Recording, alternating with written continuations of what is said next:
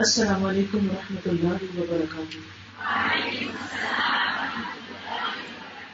آج آپ کو یہاں دیکھ کر بہت خوشی ہو رہی ہے کہ آپ اس وقت اپنی چھٹی کے دن، آج اتوار ہے، چھٹی کے دن اپنے سارے کام کاج چھوڑ کر، اپنی ساری مصروفیات چھوڑ کر اللہ کے دین کی خاطر یہاں پر جمع ہوئے ہیں۔ اللہ تعالیٰ آپ کا آنا قبول فرمائے اور آپ کو بہترین جزائے خیر عطا کرے۔ اللہ تعالیٰ ان لوگوں کو بھی بہترین جزائے خیر عطا کرے جنہوں نے اس مجلس کا انتظام کیا ہے۔ اللہ ہم سب سے قبول فرمائے۔ نحمده ونصلي على رسوله الكريم، اما بعد فاعوذ بالله من الشيطان الرجيم، بسم الله الرحمن الرحيم، رب اشرح لي صدري ويسر لي امري واحلل عقدة من لساني يفقهوا قولي۔ پیارے بہنوں، ہم سب کو اللہ تعالیٰ کا بہت زیادہ شکر ادا کرنا چاہیے کہ اس نے ہمیں مسلمان پیدا کیا ہے۔ ہم نے مسلمان گھرانوں میں آنکھ کھولی، ہم نے شروع سے ہی لا الہ الا اللہ پڑھا، سنا ہے۔ اللہ سبحانہ وتعالیٰ ہمیں مرتے وقت بھی لا الہ الا اللہ نصیب فرمائے، ہمارا خاتمہ بھی ایمان پر ہو۔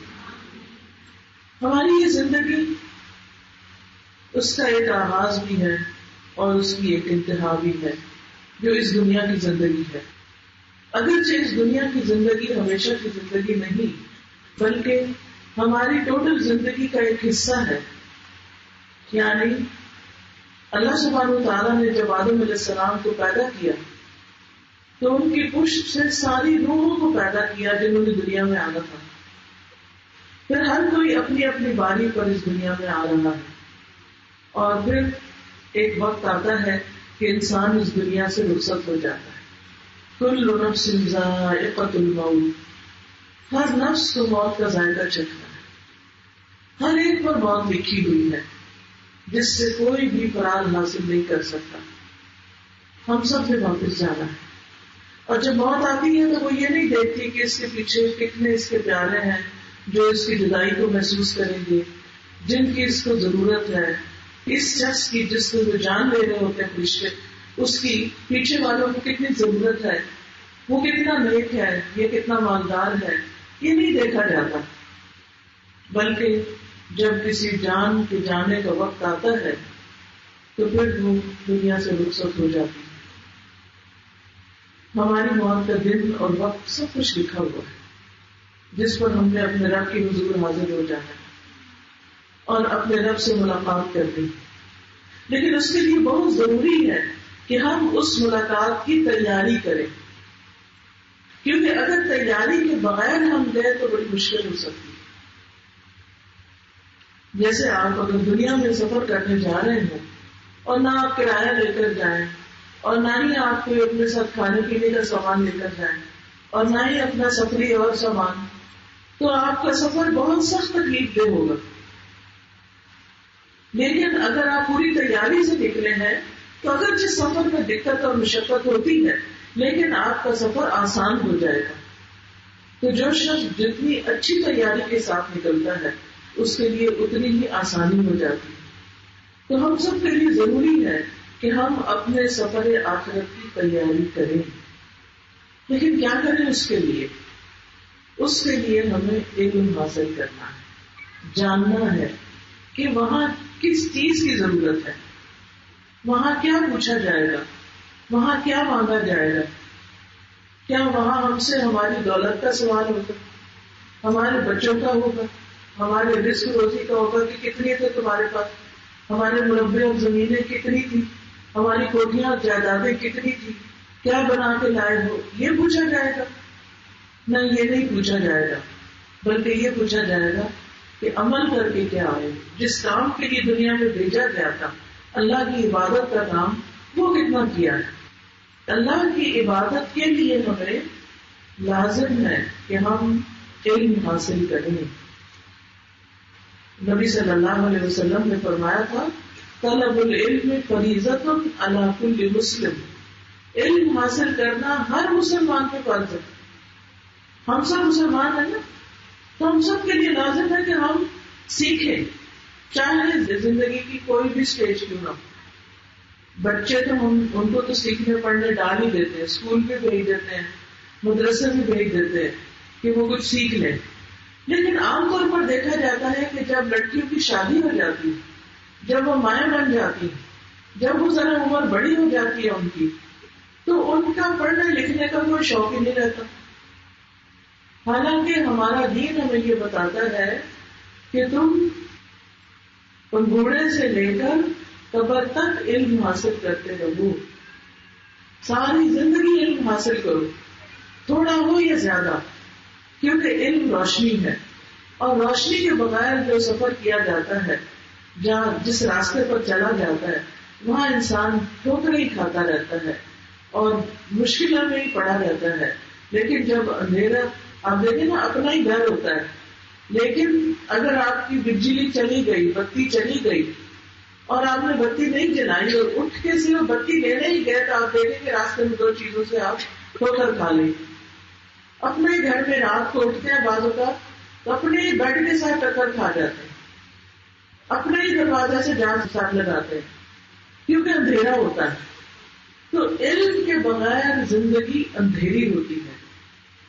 اس لیے آپ میں سے کوئی خاتون چاہے 80 سال کی ہے یا 40 سال کی ہے یا 20 سال کی لڑکی ہے، سب کے لیے لازم ہے کہ وہ علم حاصل کرے. کیونکہ نبی صلی اللہ علیہ وسلم نے فرمایا، میں تم میں 2 چیزیں چھوڑ کر جا رہا ہوں، تم ہرگز گمراہ نہیں ہوگے جب تک ان دونوں کو مضبوطی سے تھام کر رکھو گے، ایک اللہ کی کتاب اور دوسرے اس کے نبی کی سنت. تو اس سے یہ پتہ چلتا ہے کہ ہدایت پر رہنے کے لیے، سیدھی راہ پر چلنے کے لیے ضروری ہے کہ ہم قرآن اور سنت کی تعلیم حاصل کریں. یعنی ہم اسکولوں میں تو پڑھ لیتے ہیں، بڑی بڑی کتابیں پڑھ لیتے ہیں، بڑی بڑی ڈگریاں حاصل کر لیتے ہیں، سال ہر سال محنت کرتے ہیں، لیکن آخرت میں ہم سے یہ نہیں پوچھا جائے گا کہ تم نے دنیا کی کون سی ڈگری لی. وہاں تو یہ دیکھا جائے گا کہ تم جو کچھ بھی کر کے آئے وہ قرآن اور سنت کی روشنی میں تھا یا نہیں تھا، یا اپنی من گھڑت اپنے دل کی باتیں مانتے رہے، یا لوگوں کی باتیں سنتے مانتے رہے، یا جس طرح کسی نے بتایا ادھر ہی چل پڑے. آپ دیکھیں ایک شخص جس کے پاس نقشہ ہوتا ہے نا، اور وہ نقشے کے مطابق چلتا ہے تو وہ صحیح جگہ پہنچ جاتا ہے. یعنی یہاں سے لاہور آپ نے جانا ہو، لیکن اگر کوئی شخص صرف راستے میں پوچھ کے چلتا ہے تو ہو سکتا ہے 4 لوگ اس کو ٹھیک بات بتائیں اور ایک کوئی ناسمجھ نادان ایسا ہو جو اس کو الٹے راستے پہ ڈال دے، تو وہ وہاں پہنچنے کی بجائے کہیں اور پہنچ جائے گا، ہاں مکھا کے دھکے کھائے گا. تو اس لیے بہت ضروری ہے کہ ہم صحیح زندگی گزارنے کے لیے، اللہ تعالیٰ کی مرضی کے مطابق زندگی بسر کرنے کے لیے ہم قرآن کا مطالعہ بھی کریں، قرآن بھی پڑھیں، اور اس کے ساتھ ساتھ حدیث کو بھی پڑھیں. قرآن مجید میں اللہ تعالیٰ نے نبی صلی اللہ علیہ وسلم کو بھیجنے کا مقصد بتایا ہے، کما ارسلنا فیکم رسولا منکم یتلو علیکم آیاتنا ویزکیکم ویعلمکم الکتاب والحکمۃ ویعلمکم ما لم تکونوا تعلمون. جس طرح ہم نے تم میں ایک رسول تم میں سے بھیجا ہے جو تم پر ہماری آیات پڑھتا ہے، تمہیں پاک کرتا ہے، تمہیں کتاب اور حکمت سکھاتا ہے، اور تمہیں وہ کچھ سکھاتا ہے جو تم جانتے نہیں تھے. تو ہم اس رسول کے ماننے والے ہیں جس نے لوگوں کو قرآن اور سنت کی تعلیم دی اور ان کا تزکیہ کیا، ان کو ان کے اخلاق مہذب بنائے، ان کو رہنے سہنے کا ڈھنگ سکھایا. تو اس لیے بہت ضروری ہے کہ ہم بھی اس رسول کے پیروکار ہوتے ہوئے آج سیکھنے اور سکھانے کا کام کرتے رہیں. کیونکہ جب انسان علم حاصل کرتا ہے تو اس کے دل میں اللہ کا ڈر پیدا ہوتا ہے، انما یخشی اللہ من عبادہ العلماء. اور جب اللہ کی خشیت آتی ہے تو پھر کیا ہوتا ہے، پھر انسان اللہ کی نافرمانی کے کاموں سے بچتا ہے، اللہ کی فرما برداری کے کاموں کی طرف دوڑتا ہے. اور ویسے بھی کتنی بڑی خوشخبری ہے، ان الذین یتلون کتاب اللہ واقاموا الصلاۃ وانفقوا مما رزقناہم سرا وعلانیۃ یرجون تجارۃ لن تبور. بے شک جو لوگ اللہ کی کتاب پڑھتے ہیں اور انہوں نے نماز قائم کی ہے اور جو کچھ ہم نے انہیں دیا اس میں سے انہوں نے پوشیدہ اور ظاہر خرچ کیا ہے، وہ ایسی تجارت کی امید رکھتے ہیں جو کبھی برباد نہیں ہوگی، یعنی ایسے لوگ آخرت میں لازماً کامیاب ہوں گے۔ نبی صلی اللہ علیہ وسلم نے فرمایا کوئی چیز ایسی نہیں جو زیادہ افضل ہو جس کے ذریعے تم اللہ کی طرف رجوع کر سکو سوائے اس کے جو اس کی طرف سے نازل ہوئی ہے، یعنی قرآن۔ یعنی قرآن ہی کے ذریعے ہم اللہ سبحانہ تعالیٰ کی طرف بار بار پلٹ سکتے ہیں۔ قرآن کی تعلیم سے انسان کا ایمان بڑھتا ہے۔ قرآن مجید میں آتا ہے انما المؤمنون الذین اذا ذکر اللہ وجلت قلوبهم وَإِذَا تُلِيَتْ عَلَيْهِمْ آيَاتُهُ زَادَتْهُمْ إِيمَانًا وَعَلَىٰ رَبِّهِمْ يَتَوَكَّلُونَ۔ سچے مومن تو وہ ہیں کہ جب ان کے سامنے اللہ کا ذکر کیا جاتا ہے تو دل کانپ اٹھتے ہیں، ان کے دلوں میں ہلچل مچ جاتی ہے کہ اللہ سبحانہ تعالیٰ کی بات کہی جا رہی ہے، کہ اللہ کا قرآن پڑھا جا رہا ہے، اللہ اتنا بڑا ہے، وہ سب کچھ سنتا ہے، وہ سب کچھ دیکھتا ہے، وہ سب کچھ جانتا ہے۔ تو جب ان کو اللہ کی آیات سنائی جاتی ہیں تو ان کا ایمان بڑھ جاتا ہے۔ تو قرآن پڑھنے سے کیا بڑھتا ہے؟ ایمان۔ کیا بڑھتا ہے؟ ایمان۔ کیونکہ ایمان بڑھتا ہے تو نیک عمل بڑھتے ہیں، ایمان کمزور ہوتا ہے تو انسان کے اندر نیک کام کرنے کی ہمت ٹوٹ جاتی ہے۔ اس لیے بہت ضروری ہے کہ ہم اللہ کی آیات سنتے رہیں، پڑھتے رہیں، تاکہ ہمارا ایمان بڑھتا رہے اور اپنے رب پر وہ بھروسہ کرتے ہیں، توکل کرتے ہیں۔ یاد رکھیں یہ زندگی ایک امتحان ہے، اس میں طرح طرح کی مشکلات ہیں، اس میں انسان کے اندر خوف، غم، فکر، پریشانیاں رہتی ہیں، اور ان پریشانیوں کا علاج توکل ہے کہ انسان اپنے سارے معاملات اللہ کے سپرد کر دے کہ میرا بھروسہ اللہ پر ہے۔ لیکن یہ بھروسہ کب آتا ہے؟ جب انسان ایمان رکھتا ہے، اور ایمان کب بڑھتا ہے؟ جب انسان قرآن پڑھتا ہے، قرآن سنتا ہے۔ اور پھر صحیح عبادت کا طریقہ بھی تو قرآن سے ہی پتہ چلتا ہے، سنت سے ہی پتہ چلتا ہے۔ اس کی تعلیم کی بدولت ہی انسان سیدھے راستے کی طرف رہنمائی پاتا ہے۔ ان ھذا القرآن یہدی للتی ہی اقوم، بے شک یہ قرآن اس راستے کی رہنمائی کرتا ہے جو سب سے زیادہ درست ہے، بالکل ٹھیک راستہ ہے، جس پہ چل کے انسان پریشانیوں سے بچ سکتا ہے، جس پہ چل کے انسان دنیا اور آخرت میں کامیابیاں حاصل کرتا ہے۔ وَيُبَشِّرُ الْمُؤْمِنِينَ الَّذِينَ يَعْمَلُونَ الصَّالِحَاتِ أَنَّ لَهُمْ أَجْرًا كَبِيرًا، اور جو لوگ ایمان لاتے ہیں اور نیک عمل کرتے ہیں انہیں بشارت دیتا ہے کہ ان کے لیے بہت بڑا اجر ہے۔ تو یہ قرآن خوشخبریاں بھی دیتا ہے، ڈراتا بھی ہے اور خوشخبریاں بھی دیتا ہے۔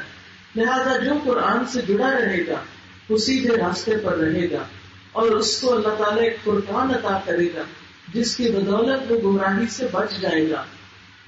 عبداللہ بن مسعود کہتے ہیں کہ اس سیدھے راستے پر آمد و رفت رہتی ہے، یعنی شیطان آتے رہتے ہیں اور کہتے ہیں اے اللہ کے بندو اس دوسرے راستے پہ آ جاؤ، بس تم اللہ کی رسی مضبوطی سے پکڑ لینا۔ یاد رکھو اللہ کی رسی قرآن ہے۔ قرآن مجید میں بھی آتا ہے وَاعْتَصِمُوا بِحَبْلِ اللَّهِ جَمِيعًا وَلَا تَفَرَّقُوا، اور اللہ کی رسی کو مضبوطی سے پکڑ لو اور تفرقے میں نہ پڑو۔ تو جب قرآن سب پکڑ لیں گے تو انشاءاللہ آپس کے اختلافات بھی ختم ہو جائیں گے، آپس کے لڑائی جھگڑے اور فتنے فساد یہ چیزیں بھی دور ہو جائیں گی۔ پھر یاد رکھیں زندگی کے علاوہ انسان جب مر کے قبر میں جاتا ہے تو قبر کے سوالوں کا جواب بھی وہی دے سکے گا جو قرآن پڑھتا ہے۔ رسول اللہ صلی اللہ علیہ وسلم نے فرمایا میت کو دفنا کر جب لوگ پیٹ پھیر کر واپس جاتے ہیں تو میت ان کے قدموں کی آہٹ سنتی ہے، یعنی زمین میں اس کو آواز آتی ہے کہ لوگ واپس جا رہے ہیں، اب مجھے اکیلا یہاں چھوڑ کر۔ جبکہ اس سے یہ پوچھا جا رہا ہوتا ہے اے غلام تیرا رب کون ہے، من ربو کا، ماں دینوں کا، تیرا دین کیا ہے، ومن نبیوں کا، اور تیرا نبی کون ہے۔ فرمایا اس کے پاس 2 فرشتے آتے ہیں اور اسے بٹھاتے ہیں اور اس سے یہ سوال کرتے ہیں، اور پھر وہ پوچھتے ہیں نبی صلی اللہ علیہ وسلم کے بارے میں، تو وہ صحیح جواب دیتا ہے. پھر فرشتے پوچھتے ہیں یہ باتیں تجھے کہاں سے پتہ چلی کہ تیرا رب اللہ ہے، تیرا نبی محمد صلی اللہ علیہ وسلم ہے، تیرا دین اسلام ہے، یہ کہاں سے پتہ چلا؟ تو وہ کہتا ہے قرأت کتاب اللہ فآمنت به وصدقت، میں نے اللہ کی کتاب پڑھی، میں اس پر ایمان لایا اور میں نے اس کی تصدیق کی. تو قبر کے جواب کون دے سکے گا؟ جو شخص قرآن پڑھتا ہوگا. اور ویسے بھی جنت کا راستہ آسان ہو جاتا ہے جب انسان علم کا راستہ اختیار کرتا ہے. کس کس کو جنت میں جانے کا شوق ہے؟ سب کو ماشاءاللہ بہت اچھا شوق ہے، اور یہ شوق سب سے بڑھ کر ہونا چاہیے. لیکن آپ کو معلوم ہے کہ جنت کا راستہ ہے مشکل. شوق تو ہے لیکن اس کی مشکلیں دیکھ کے ہم پیچھے ہٹ جاتے ہیں. تو پھر کیا کرنا چاہیے؟ اس کے لیے ہماری یہ حدیث مدد کرتی ہے کہ رسول اللہ صلی اللہ علیہ وسلم نے فرمایا اگر کوئی شخص علم کا راستہ اختیار کرے گا، اگر کوئی شخص علم کا راستہ اختیار کرے گا تو اللہ اس کے لیے جنت کا راستہ آسان کر دے گا. اور بے شک فرشتے طالب علم کی رضا کے لیے اپنے پر بچھاتے ہیں، اس کے آگے جھکے جاتے ہیں. اب آپ کہیں گے ہمارے پاس تو وقت ہی نہیں ہے، ہمارے بچے چھوٹے ہیں، ہم کدھر جائیں، کہاں جائیں، کیا کریں کیا نہ کریں، گھر کے بڑے کام ہیں. ساری باتیں اپنی جگہ ہیں. آپ اگر روز نہیں جا سکتے ہفتے میں 3 دن چلے جائیں، 3 دن نہیں 2 دن چلے جائیں، 2 دن نہیں 1 دن تو لازم کر لیں، فرض کر لیں اپنے اوپر. پہلے تو خواتین جمعہ پڑھتی تھی، جمعہ میں بھی بعض نصیحت ہو جاتی، لیکن اب تو ہمارے یہاں مسجدیں بھی نہیں ہے جہاں پر عورتوں کے لیے جمعے کا انتظام ہو. اور میں یہ کہوں گی کہ جو بچیاں قرآن پڑھ چکی ہیں انہیں محلے میں مختلف درس کرنے چاہیے اور انہیں لوگوں کو قرآن و سنت کی تعلیم دینی چاہیے. بعض اوقات خواتین کے پاس ٹرانسپورٹ نہیں ہوتی، کار نہیں ہوتی، گاڑی نہیں ہوتی، موٹر سائیکل نہیں ہوتا، مرد حضرات کام پر گئے ہوتے ہیں، وہ دور کی جگہوں پہ نہیں جا سکتے جہاں پہلے سے درس قائم ہے. وہ پیدل کیسے جائیں؟ وہ روز اتنا کرایہ کیسے خرچ کریں؟ تو ہفتہ وار درس کثرت سے کرنے چاہیے. ایک ہفتہ اس محلے میں، دوسرا ہفتہ وہاں، تیسرا ہفتہ وہاں. آپ دیکھیں گے کہ انشاءاللہ اللہ آپ کی زندگی میں برکت ڈالے گا. اللہ نے آپ کو یہ علم اس لیے دیا تھا کہ بانٹیں، اور جب آپ یہ علم بانٹیں گے تو انشاءاللہ اللہ کی مدد آئے گی، آپ کے لیے اللہ کی رحمت آئے گی، آپ کی زندگی میں برکتیں آئیں گی. قرآن مجید جو ہے یہ بڑی بابرکت کتاب ہے. اللہ تعالیٰ فرماتے ہیں کتاب انزلناہ الیک مبارک، یہ کتاب جو ہم نے آپ کی طرف اتاری ہے یہ بڑی برکت والی ہے. کیوں اتاری ہے؟ لیدبروا آیاتہ، تاکہ لوگ اس کی آیتوں میں غور و فکر کریں. ولیتذکر اولو الالباب، اور تاکہ عقل والے اس سے نصیحت پکڑے. تو یہ کتاب جو ہے یہ ہمیں اس لیے بھیجی گئی ہے ہمارے پاس کہ ہم اس میں غور و فکر کریں اور اس سے نصیحت پکڑیں. اور پھر آپ دیکھیے کہ اگر آپ بیمار ہیں، آپ کہیں جا نہیں سکتے، آپ اپنے گھر بیٹھے ہیں، اور اگر آپ کے پاس ایسا فون ہے کہ جس میں واٹس ایپ کے اوپر آپ کو آڈیو لیکچر مل سکتے ہیں تو وہ لگا کر سنیں. گھر میں کوئی اپنے گھر میں درس کرنے کا انتظام کر لے، کوئی اچھی کتابیں لے لیں اور اپنے بچوں سے ہی کہیں ذرا پڑھ کے سناؤ مجھے. اور اگر آپ خود پڑھ سکتے ہیں تو اپنے بچوں کو اکٹھا کر کے ان کے ساتھ بھی آپ درس قائم کر سکتے ہیں.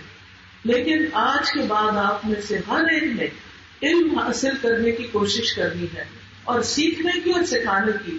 آپ کو پتا ہے نا کہ رسول اللہ صلی اللہ علیہ وسلم نے کیا فرمایا ہے قرآن سیکھنے والوں اور سکھانے والوں کے بارے میں؟ خیرکم من تعلم القرآن وعلمہ. ہم میں سے ہر شخص چاہتا ہے کہ وہ سب سے اچھا بن جائے، لیکن وہ کیا دنیا والوں کی نظر میں. اسی لیے ہم ان کی پسند کے کپڑے پہنتے ہیں، ان کی پسند کے کام کرتے ہیں، تنگی تکلیف اٹھاتے ہیں، قرضے لینے کے زیور بناتے ہیں تاکہ پہننے کو اچھے لگے، لوگ ہمیں اچھا سمجھے. ایک شادی ہوتی ہزاروں خرچ کر دیتے، ہزاروں نہیں لاکھوں خرچ کر دیتے. کیوں؟ تاکہ میں بہت اچھی لگوں اس میں. لیکن کتنی دیر کے لیے انسان اچھا لگتا ہے، بعد میں تو وہی شکل صورت نکل آتی ہے جو اصل میں ہوتی ہے، وہ تو نہیں بدل جاتی. لاکھوں بھی دے دیں تو وہ تو نہیں بدل سکتی. تو انسان کا اصل حسن اس کے اخلاق سے ہے، اس کے کردار سے ہے، اس کے ایمان سے ہے، اس کی عبادت سے ہے، اس کے پیار محبت سے ہے. اور وہ چیزیں انسان کے اندر دوسروں کی طرف سے آنے والی تکلیف کے باوجود تب آتی ہے جب مضبوط ایمان ہوتا ہے. اور مضبوط ایمان تب آتا ہے جب انسان اللہ پہ بھروسہ کرتا ہے اور اللہ کی کتاب پڑھتا ہے. یہ کتاب پھر ہمارے لیے بہت بڑا سہارا بن جاتی ہے. تو ہمیں اللہ کی نگاہوں میں اچھا بننا ہے، جو پوری کائنات کا رب ہے، جس نے آسمان اور زمین تخلیق کیے ہیں. اور وہ اگر کہتا ہے کہ تم میں سب سے اچھا وہ ہے جو قرآن پڑھے یا پڑھائے، تو ہمیں کیا بن جانا ہے؟ اگر پڑھا ہوا ہے تو پڑھانے والا بن جانا ہے، اگر پڑھا نہیں یا ٹھیک نہیں آتا تو پڑھنے والا بن جانا ہے. تیسری کوئی چیز نہیں. یا قرآن پڑھے یا قرآن پڑھائیں، یا قرآن پڑھے یا قرآن پڑھائیں. اور میں کہوں گی کہ جو آپ کی بیٹیاں یا آپ کی بہویں یا آپ کی بہنیں قرآن کی تعلیم حاصل کر چکی ہیں اور وہ گھر کے ہی کاموں میں لگی ہوئی کچھ کرنے کے قابل نہیں رہی، میں ساسوں سے، ماؤں سے، بڑی بہنوں سے یہ درخواست کروں گی کہ وہ ان کی مدد کریں، انہیں تھوڑا سا ٹائم دیں تاکہ وہ بھی قرآن سیکھ سکھا سکیں. ابھی جو بچے عبدالحکیم سے آئی ہے، پچھلی دفعہ میں عبدالحکیم گئی تھی تو ان کی ساس ماشاءاللہ اتنی اچھی ہے کہ انہوں نے اپنی بہو کو شادی بھی اس مقصد کے لیے کی اور اس کام کے لیے وقف کیا ہوا ہے. گھر کے کام ساری بہوؤں نے مل کے بانٹے ہوئے ہیں اور پھر جس وقت جس کے پاس وقت ہوتا ہے وہ اپنے دین کے کام میں استعمال کرتی ہے. اپنی جگہ بھی بنائی ہوئی ہے جہاں پر دین کا کام ہوتا ہے. دیکھیے جب دنیا سے ہم جائیں گے تو سارا کچھ پیچھے رہ جائے گا نا. جو جگہ ہم نے اللہ کے کام کے لیے رکھی، جہاں اللہ کا ذکر ہوا، جس شخص کو ہم نے اللہ کے دین کے کام کے لیے تیار کر دیا یا اس کو فیسیلیٹیٹ کر دیا یا اس کی مدد کر دی، تو پھر یہی ہمارے لیے صدقہ جاریہ بن جائے گا انشاءاللہ. تو یاد رکھیے عورتوں کے لیے بھی دین کا علم حاصل کرنا فرض ہے، کیونکہ طلب العلم فریضۃ علی کل مسلم. کیا عورتیں مسلمان نہیں؟ عورتیں بھی مسلمان ہیں اور عورتوں پر بھی لازم ہے کہ وہ علم حاصل کریں. ازواج مطہرات کے لیے قرآن مجید میں اللہ سبحانہ وتعالیٰ نے جو حکم دیا وہ کیا تھا؟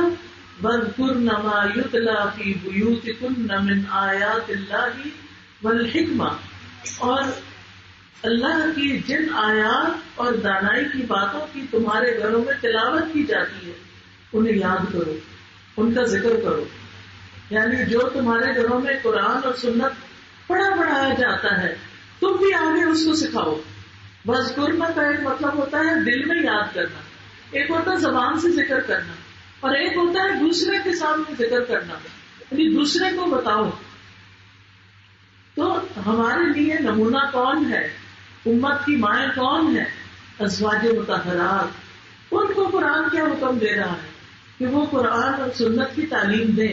تو ہمارے لیے بھی کیا لازم ہے کہ ان کے طریقے پر چلیں. شفا بنت عبداللہ کہتی ہیں کہ ایک مرتبہ نبی صلی اللہ علیہ وسلم ہمارے پاس تشریف لائے جبکہ میں حضرت حفصہ کے پاس تھی. حضرت حفصہ آپ کی بیوی تھی. حضرت حفصہ کے پاس آئے تو شفا بیٹھی ہوئی تھی. آپ نے مجھ سے فرمایا یہ دم حفصہ کو بھی سکھا دو جیسے تم نے اسے لکھنا سکھایا ہے. اسی لیے جب حضرت ابو بکر نے قرآن مجید جمع کر لیا تھا اور اس کے نسخے بنا لیے تھے تو پھر حضرت حفصہ کے پاس جمع شدہ قرآن رکھوایا گیا تھا کیونکہ وہ پڑھی لکھی خاتون تھی. پھر اسی طرح نبی صلی اللہ علیہ وسلم نے عورتوں کی تعلیم کے لیے الگ دن بھی خاص کیا تھا کیونکہ مردوں کے ساتھ بیٹھ کے مشکل ہوتے تھے سارے مسئلے مسائل پوچھنا. یعنی بعض اوقات مرد ٹیچر ہوتے ہیں، مرد استاد ہوتے ہیں، ان سے پڑھا جا سکتا ہے لیکن ہر بات مردوں سے نہیں سیکھ سکتے ہم. اس کے لیے عورت معلمہ ہونا بڑا ضروری ہے. ابو سعید خدری کہتے ہیں کہ عورتوں نے کہا کہ مرد ہم سے آگے بڑھ گئے اس لیے آپ اپنی طرف سے ہمارے لیے دن کوئی خاص کرتے ہیں جس میں صرف ہم عورتیں سیکھیں. تو آپ نے ان سے ایک دن کا وعدہ فرما لیا اس دن عورتوں سے آپ نے ملاقات کی اور انہیں باز فرمایا اور مناسب احکام دیے. اسی طرح صحابیات جو تھیں وہ درس و تدریس کی مجلسوں میں شامل ہوتی تھی. نبی صلی اللہ علیہ وسلم نے دین کا علم حاصل کرنے والی عورتوں کی تعریف کی ہے. حضرت عائشہ کہتی ہے کہ انصار کی عورتیں بہت اچھی ہیں جنہیں دین کی سمجھ بوجھ حاصل کرنے میں شرم مانے نہیں ہوتی. وہ کیا کرتی ہیں؟ دین کی تعلیم سیکھتی ہیں اور سارے مسائل پوچھ لیتی ہیں. اب پاکی ناپاکی کے کتنے مسئلے ایسے ہوتے ہیں کہ شرم کے مارے ہم کسی سے نہیں پوچھتے اور بعض اوقات لا علمی میں ناپاکی میں ہی نمازیں پڑھتے رہتے ہیں، کام کرتے رہتے ہیں. تو اس لیے بہت ضروری ہے کہ مسلمان بن کے اگر جینا ہے تو علم ضروری حاصل کرے. پھر اسی طرح عورت علم دین میں ماہر بھی ہو سکتی ہے، یعنی زیادہ سے زیادہ علم بھی حاصل کر سکتی ہے، جیسے حضرت عائشہ رضی اللہ تعالیٰ عنہا تھی. ابو موسیٰ کہتے ہیں کہ جب ہم اصحاب رسول صلی اللہ علیہ وسلم پر کسی حدیث میں کوئی مشکل پیش آئی تو ہم نے عائشہ رضی اللہ تعالیٰ عنہا سے پوچھا. ہم نے ان کے پاس حدیث کے بارے میں معلومات پائی، یعنی وہ اتنی ماہر تھی. اور ویسے بھی جو حدیث کو روایت کرنے والے مفسرین صحابہ ہیں ان میں تیسرے نمبر پر حضرت عائشہ کا مقام ہے. یعنی ان سے آگے بس ابو ہریرہ اور عبداللہ بن عمر ہے، اس کے بعد حضرت عائشہ کی باری ہے. 2210 حدیثیں جو ہیں انہوں نے روایت کی ہیں، اور یہ کوئی چھوٹا سا نمبر نہیں ہے. اس کے لیے بڑی محنت چاہیے ہوتی ہے. لیکن اگر نبی کی بیوی حضرت عائشہ رضی اللہ تعالیٰ عنہا دین سکھاتی تھی تو پھر ہمارے لیے بھی کیا ہے کہ ہمیں بھی ان کے طرز عمل پہ ان کے نمونے کو اختیار کرتے ہوئے دین سکھانا چاہیے. اور پھر آپ دیکھیے کہ جب ہم قرآن پڑھتے ہیں نا تو ہمیں اس سے بڑے فائدے حاصل ہوتے ہیں. دین پڑھتے ہیں تو دین کے بڑے فائدے ہیں، بڑی برکتیں ہیں. مثلا اللہ تعالیٰ فرماتے ہیں یا ایھا الذین آمنوا استجیبوا للہ وللرسول اذا دعاکم لما یحییکم. اے لوگوں جو ایمان لائے ہو، اللہ کی اور رسول کی دعوت قبول کرو جب وہ تمہیں اس چیز کے لیے دعوت دے جو تمہیں زندگی بخشتی ہے. گویا یہ کتاب ہمیں زندگی بخشتی ہے. دل کی بے چینی اور پریشانی اور ڈپریشن اور غم اور غصہ اور اریٹیشن، یہ ساری چیزیں نکل جاتی ہیں. پھر اسی طرح اس کتاب سے رحمتیں آتی ہیں. وَهَذَا كِتَابٌ أَنزَلْنَاهُ مُبَارَكٌ فَاتَّبِعُوهُ وَاتَّقُوا لَعَلَّكُمْ تُرْحَمُونَ. اور یہ کتاب جو ہم نے نازل کی ہے بڑی بابرکت ہے، لہذا اس کی پیروی کرو اور تقوی اختیار کرو شاید کہ تم پر رحم کیا جائے. پھر یاد رکھیے یہ کتاب سکون دینے والی ہے. آج گھر گھر میں پریشانی اور بے چینی ہے، بے سکونی ہے، کھانے کو بھی ہے، پہننے کو بھی ہے، اچھے سے اچھا لباس ہے، اچھے سے اچھا گھر میں فرنیچر ہے، سب کچھ ہے، دل چین میں نہیں، دل میں سکون نہیں، دل میں خوشی نہیں، کیونکہ گھروں میں اللہ کی یاد نہیں رہی، گھروں میں قرآن کی مجلسیں نہیں ہوتی. رسول اللہ صلی اللہ علیہ وسلم نے فرمایا جو لوگ اللہ کے گھروں میں سے کسی گھر میں اللہ کی کتاب کی تلاوت کرتے ہیں اور اس کی تعلیم میں مصروف ہوتے ہیں ان پر سکینت نازل ہوتی ہے، رحمت انہیں ڈھانپ لیتی ہے، فرشتے انہیں گھیر لیتے ہیں اور اللہ ان لوگوں کا ذکر اپنے پاس موجود فرشتوں میں کرتے ہیں. کیا آپ نہیں چاہتے کہ آپ کے گھر پر یہ رحمتیں برکتیں نازل ہوں اور اللہ تعالیٰ آپ کا ذکر فرشتوں کی مجلس میں کرے؟ کیا واقعی کوئی بہت بڑی مشکل ہے کہ ہم اپنے گھر میں تعلیم کا سلسلہ نہیں جاری کر سکتے؟ کیا مشکل ہے کہ ہم اللہ کی خاطر چند روپے خرچ کر کے جہاں درس کھلے ہوئے ہیں، جہاں برانچز بنی ہوئی ہیں وہاں نہیں پہنچ سکتے؟ آج آپ جانے سے پہلے ضرور ایڈریس لے لیں کہاں کہاں کلاسز ہوتی ہیں. اپنی نوجوان بچیوں کو آپ چاہے اسکول کالج یونیورسٹی پڑھائیں، 1 سال ان کو قرآن کی تعلیم کے لیے بھی ضرور دیں. دیکھیں جب فوت ہو جائیں گے نا ہم تو پیچھے اگر بچے ہمارے نیک نہیں ہوئے نا تو کوئی دعا نہیں کرے گا. انہوں نے دعا سیکھی نہیں ہوگی، انہوں نے جنازہ پڑھنا سیکھا ہی نہیں ہوگا، تو وہ کیا کریں گے؟ تو بہت ضروری ہے کہ ہم ان کی خاطر بھی اور اپنی خاطر بھی اللہ کے دین کے علم کو حاصل کریں. یاد رکھیے یہ کتاب جان، مال اہل اور وقت میں برکت دینے والی کتاب ہے. اللہ تعالیٰ فرماتے ہیں کتاب انزلناہ الیک مبارک. اگر آپ اس کتاب کی مجلس گھر میں کرتے ہیں یا کہیں جا کے سنتے سناتے ہیں تو جتنا آپ اس سے قریب ہوں گے، یہ کام کریں گے، اس کے لیے اپنی جان لگائیں گے، اس کے لیے اوروں کو بھی بلائیں گے، اس کے لیے اپنا مال لگائیں گے، اسی حساب سے آپ کی جان، مال، اہل و عیال اور آپ کے وقت میں برکت ہو جائے گی. آپ کو چیزوں کی کمی کا احساس نہیں ہوگا. آپ کے دل کے اندر ایک ٹھنڈک اور ایک سکون ہو جائے گا. آپ یہ تجربہ کر کے تو دیکھیں، اس نسخے کو استعمال تو کریں. بعض مفسرین کہا کرتے تھے ہم قرآن پڑھنے میں مشغول ہوئے تو ہمیں دنیا میں خیر و برکتوں نے ڈھانپ لیا. بارش ہو گئی خیر و برکتوں کی، ہم نے اپنا وقت قرآن کے لیے لگانا شروع کیا اور دنیا ہمارے اوپر برس پڑی. اور آج ہم قرآن کو چھوڑ کر صرف دنیا کے پیچھے بھاگتے ہیں. وہ ہاتھ میں آتی بھی ہے تو برکت محسوس نہیں ہوتی. دل میں ایک پریشانی لگی رہتی ہے، یہ ضرورت کہاں سے پوری ہوگی، وہ کہاں سے پوری ہوگی. پھر اسی طرح سلف صالحین کے اوقات میں جب تنگی ہو جاتی تو وقت میں برکت کا اثر حاصل کرنے کے لیے قرآن کی طرف لپکتے تھے، یعنی قرآن پڑھنا شروع کر دیتے تھے تاکہ وقت میں برکت پیدا ہو جائے. ابن قیم رحمہ اللہ کہتے ہیں کسی نیک آدمی سے کہا گیا ہم روزانہ کتنا قرآن پڑھیں. انہوں نے کہا اتنا پڑھو جتنی خوش نصیبی اور سعادت تم چاہتے ہو. کتنی چاہتے، کتنی خوش قسمتی چاہیے، کتنی خوش نصیبی چاہیے، جتنی چاہیے اتنا قرآن پڑھ لو. اور اگر ہم سویرے کھولتے ہی نہیں ہیں، پڑھتے ہی نہیں ہیں تو خوش نصیبی کہاں سے آئے گی. پھر اس کتاب سے حکمت اور دانائی ملتی ہے، سمجھ بوجھ آتی ہے. تو آپ بیان کرتے ہیں قرآن کو لازم پکڑ لو کیونکہ وہ عقل کی تیزی، حکمت کی روشنی اور علم کا سر چشمہ ہے. قرطبی کہتے ہیں جو قرآن پڑھتا ہے وہ عقل سے سرفراز رہتا ہے، چاہے 100 سال کی عمر تک پہنچ جائے. دیوانہ نہیں ہوتا، عقل مند رہتا ہے. اس کا مطلب نہیں کہ حافظہ تیز ہو جاتا ہے، لیکن اس کا مطلب یہ ہے کہ وہ ڈس اورینٹڈ نہیں ہوتا، یعنی بڑھاپے میں بھی ادھر ادھر کی باتیں نہیں کرتا، نہ سمجھی کی بچوں والی، بلکہ اللہ اس کی سمجھ کو برقرار رکھتا ہے. پھر درجے بلند ہوتے ہیں.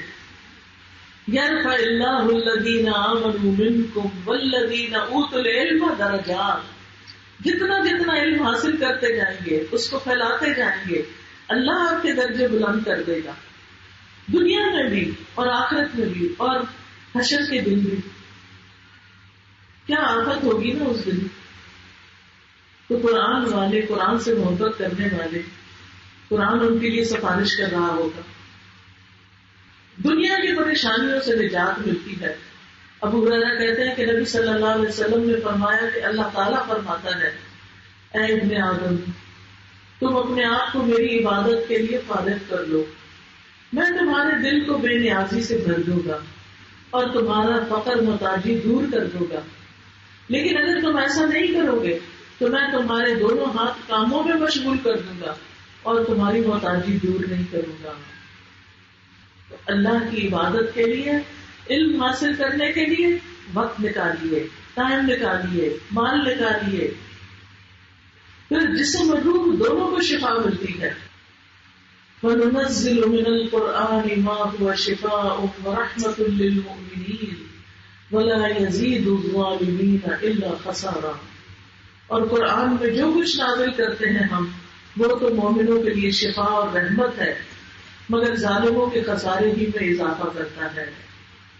ابن قیم رحمہ اللہ کہتے ہیں دلوں اور جسموں کی بیماریوں میں سے کوئی بیماری ایسی نہیں جس کا علاج اور اس کے سبب کی رہنمائی کا ذریعہ قرآن میں موجود نہ ہو. یعنی دل اور جسم کی کوئی بیماری ایسی نہیں جس کا علاج قرآن میں نہ ہو. یہ الگ بات ہے کہ کسی کو سمجھ آ جاتی ہے اور کسی کو سمجھ نہیں آتی. تو دنیا اور آخرت میں بے شمار فائدے دینے والی کتاب ہے. سیکھنے سکھانے والے بہترین لوگ ہیں، اللہ کے خاص بندے ہیں، چنے ہوئے لوگ ہیں. اللہ جس کے ساتھ بھلائی کا ارادہ کرتا ہے اس کو دین کی سمجھ دے دیتا ہے. قرآن سیکھنا دنیا کی تمام چیزوں سے بہتر ہے. عقبہ بن عامر کہتے ہیں کہ رسول اللہ صلی اللہ علیہ وسلم اس حال میں تشریف لائے کہ ہم صفہ پر تھے. کوئی چبوترا تھا نا مسجد نبی کے پاس، تو صحابہ وہاں بیٹھے ہوئے تھے. تو نبی صلی اللہ علیہ وسلم تشریف لائے. آپ نے فرمایا تم میں سے کون یہ پسند کرتا ہے کہ وہ روزانہ صبح بدھان یا عقیق کی طرف جائے.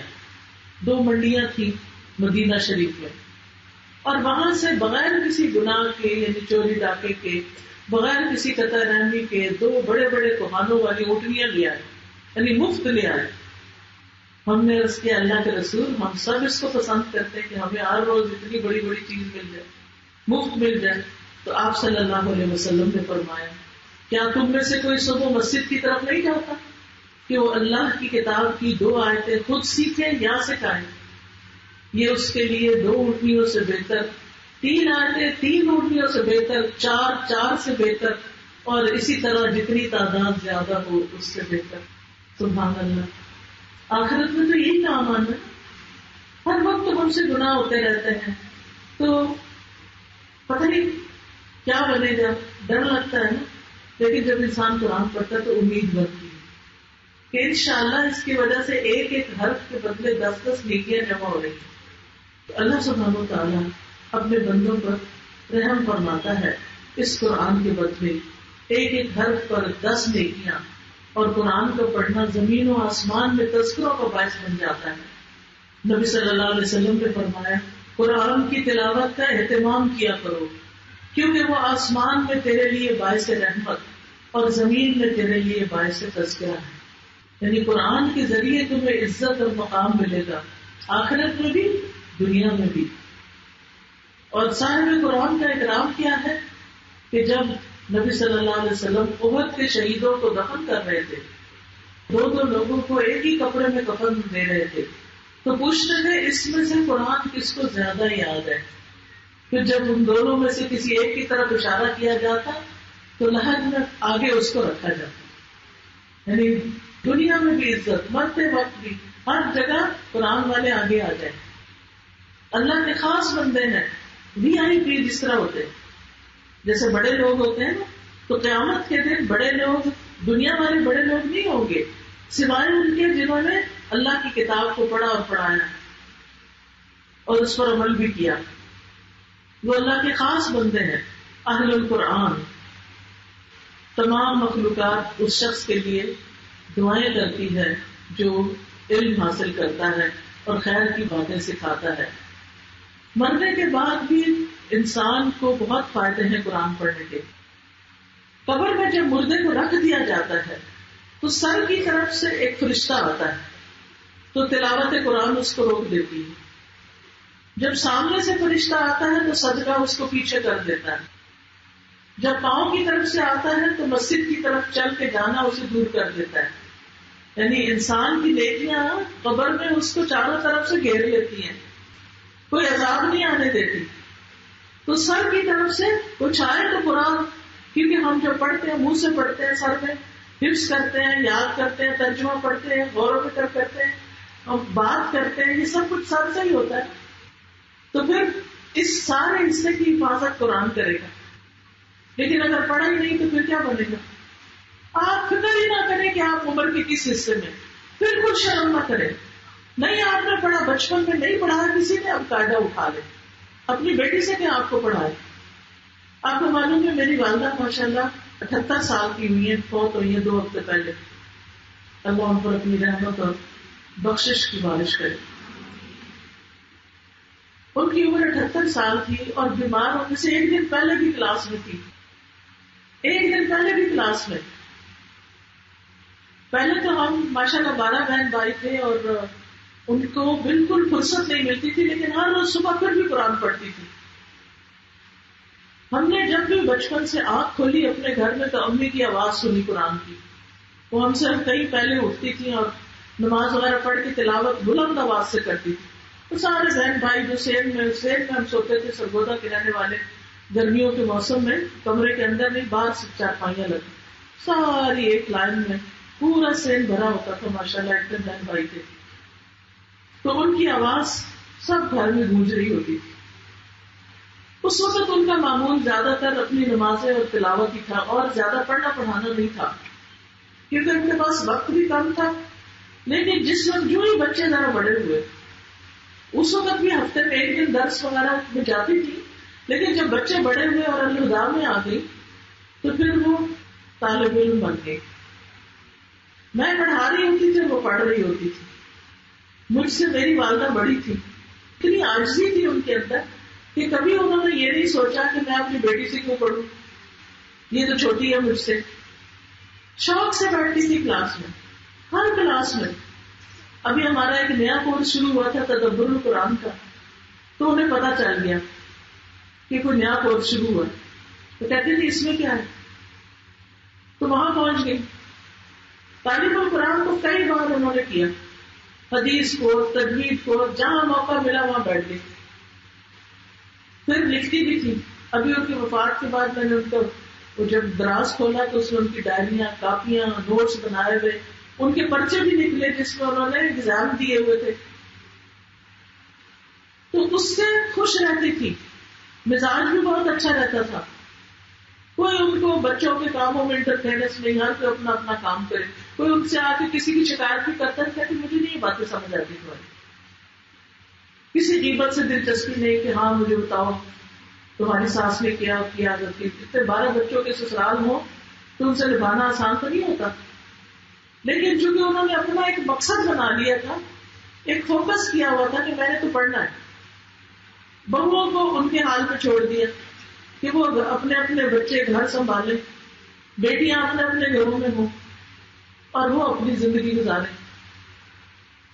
کسی سے کوئی بہو یہ نہیں کہہ سکتی کہ میری ساس نے مجھ سے لڑائی کی یا مجھے برا بھلا کہا یا کوئی ناچاکی یا کوئی آپس میں اختلاف. نہیں، بلکہ ان کے کپڑے تک دھو دیتی تھی.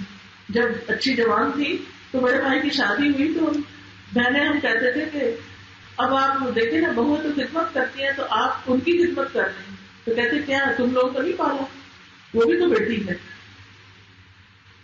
تو یہ ساری طاقت کہاں سے آتی ہے کہ بہو کو بیٹی سمجھے انسان؟ یہ قرآن دیتا ہے. یہ کہاں سے یہ طاقت آتی ہے کہ انسان اپنی ذات پر دوسرے کو ترجیح دے؟ یہ قرآن سکھاتا ہے. اس سے گھروں میں خوشحالی آتی ہے، لڑائیاں جھگڑے ختم ہوتے ہیں. ورنہ دنیا ایسی چیز ہے، ایسا مردار ہے کہ جس کے پیچھے انسان پڑ جائے تو ہاتھ پلے کچھ نہیں آتا سوائے جھگڑے فساد کے. پھر آپ دیکھیں کہ قرآن مجید جو ہے قیامت کے دن سفارش کرے گا. نبی صلی اللہ علیہ وسلم نے فرمایا قرآن کی تلاوت کرو، بے شک قیامت کے دن یہ اپنے ساتھیوں کی سفارش کے لیے آئے گا. ایک اور حدیث میں آتا ہے کہ قرآن یا تیرے حق میں گواہی دے گا یا تیرے خلاف دے گا. پھر قیامت کے دن قرآن آئے گا اور کہے گا اے میرے رب اس کو زیور پہنا دیجیے پڑھنے والے کو. سبحان اللہ، کیا خوبصورت دن ہوگا. تو اس کو عزت کا تاج پہنایا جائے گا ان صاحب قرآن کو. قرآن مجید پھر کہے گا اے رب اور زیادہ. تو اس قرآن پڑھنے والے کو عزت کا لباس پہنایا جائے گا. قرآن مجید کہے گا اے رب اس سے راضی ہو جائیں. اللہ تعالیٰ اس شخص سے راضی ہو جائے گا.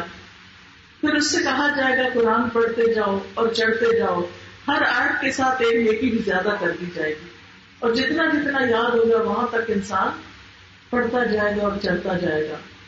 اور جو آدمی قرآن میں ماہر ہو وہ ان فرشتوں کے ساتھ ہے جو لکھنے والے، معزز اور بزرگی والے ہیں، اور جو قرآن کی تلاوت کرتا ہے اور اسے اٹک اٹک کر پڑھتا ہے اور اسے پڑھنے میں دشواری پیش آتی ہے تو اس کے لیے دگنا اجر ہے. یعنی اگر آپ نے پڑھا بھی اور پڑھا نہیں جا رہا، بڑا مشکل ہو گیا، اٹک رہے ہیں پھر بھی ہمت نہیں آ رہی، دگنا اجر ہے.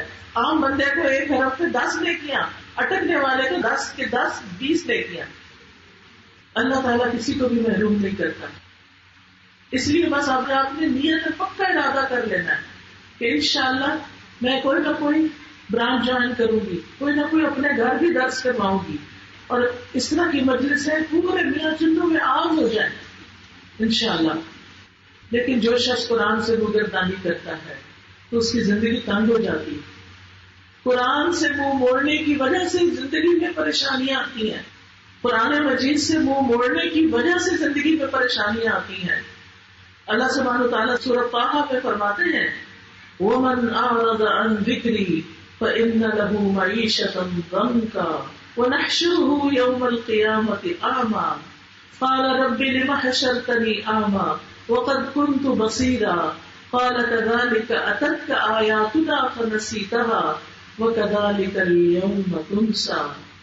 اور جس نے میری نصیحت سے منہ پھیرا تو بے شک اس کے لیے تنگ زندگی ہے اور ہم اسے قیامت کے دن اندھا کر کے اٹھائیں گے.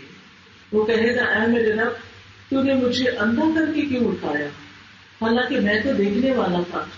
وہ فرمائے گا اسی طرح ہماری آیات تیرے پاس آئی تھی تو تو انہیں بھول گیا اور آج تجھے بھی بلایا جائے گا. تو دنیا کی زندگی بھی تنگ اور آخرت میں بھی مصیبت.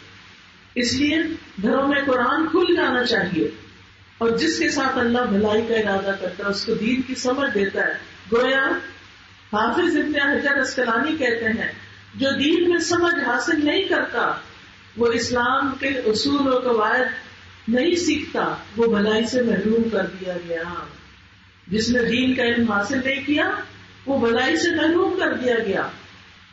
قرآن کو چھوڑنا باعث حسرت ہے. نبی صلی اللہ علیہ وسلم نے فرمایا قرآن کریم کو سیکھو کیونکہ یہ قیامت کے دن اپنے پڑھنے والوں کی سفارش کرے گا. 2 روشن صورتیں یعنی سورۃ البقرہ اور آل عمران سیکھو کیونکہ یہ دونوں صورتیں قیامت کے دن صائبانوں کی شکل یا پرندوں کی 2 صف بستہ ٹولیوں کی شکل میں آئے گی اپنے پڑھنے والوں کا دفاع کریں گی. فرمایا سورۃ البقرہ کو سیکھو کیونکہ اس کا حاصل کرنا باعث برکت اور اس کا چھوڑنا باعث حسرت ہے. تو سورۃ البقرہ سیکھو اور باطل اس کی طاقت نہیں رکھتا یعنی اس کا مقابلہ نہیں کر سکتا. جادو ٹونا یہ چیزیں اس بندے پر حاوی نہیں ہو سکتی آ نہیں سکتی. میری والدہ ماشاءاللہ اتنی بڑی عمر کی ہونے کے باوجود روزانہ سورۃ البقرہ پڑھتی تھی. ایک وقت تھا ذرا ان کی صحت اچھی تھی تو البقرہ اور آل عمران دونوں پڑھتی تھی. کینیڈا میں آئی تھی تقریباً 4-5 مہینے رہی تھی تو ان کو صبح کے وقت معمول یہی ہوتا تھا کہ وہ سورۃ البقرہ پڑھ لیتی پھر تھوڑا سا آرام کر لیتی پھر سورۃ آل عمران شروع کرتی شام تک وقفوں کے ساتھ دونوں صورتیں پڑھ لیتی کیونکہ یہ دونوں صورتیں قیامت کے دن 2 صاحبانوں کی شکل میں آئیں گی. جو سورج کی تپش ہوگی نا اس سے بچانے والی. اور جو شخص رحمان کے ذکر سے آنکھیں بند کر لیتا ہے اس پر اللہ شیطان مسلط کر دیتا ہے. تو قرآن چھوڑنے کا نقصان کیا ہے؟ ایسے انسان پر شیطان مسلط ہو جاتا ہے جو اس کا ساتھی بن جاتا ہے اور وہ اس کو سیدھے رستے سے روکتا ہے. تو وہ ساری بچیاں جنہوں نے قرآن کا کورس کر لیا یا ابھی کر رہی ہیں وہ ساری زندگی قرآن کو نہ چھوڑے.